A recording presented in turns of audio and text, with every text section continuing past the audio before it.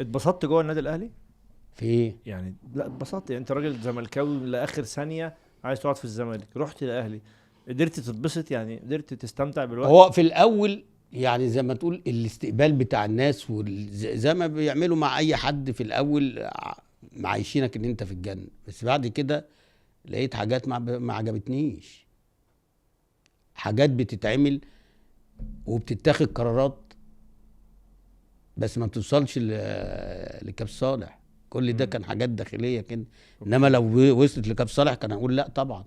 قرارات زي ايه يعني؟ كتير بقى مش ينفع هقول لك أسأل؟ بقى عشان ما نحرجش حد من اللعيبه آه. ومن يعني مثلا مش لازم بالاسامي يعني، بص انا هو قصدي يعني بص حاجات زي كابتن ايه؟ صالح لما كان بتوصل له حاجه بياخد فيها القرار الصح، فهم دايما يخبوا عليه حاجات كتيره لان عارفين ان هو كده. وهو كده كده في الاهلي بتاعي رئيس النادي ما بيخشش في التفاصيل يعني مثلا فريق الكوره فيه مدير كوره.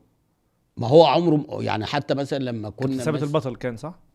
لا قبل ثابت البطل اه كان في الكابتن محمد رمضان وكان في الكابتن اوكي. طارق سليم وقبلها طارق سليم كان ايوه. طارق كده يعني. لا, امم لا بص في حاجات في حاجات اللعب مثلا. في حاجات بتحصل بس هم يداروا عليها، بس يظلموا عشان خايفين من فلان وخايفين من فلان. يظلموا في اللعب.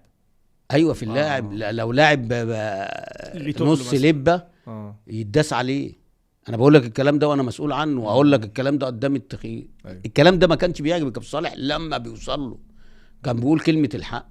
فهم كانوا دايما يخبوا الحاجات دي عن كانوا كابتن ممكن صالح. يجوا عليك لصالح لعيبه تانية، ايه مثلا مش يعني؟ عليا انا بس، على حاجات كتيره اه يعني، حاجات كتيره كانت بتحصل يعني. مم. واخد بالك؟ بس دي الحاجات اللي هي كان دايما عشان بس ايه، هو فعلا اخر واحد كان قيم ومبادئ وبيقول كلمه الحق قدام التخين هو كاب صالح.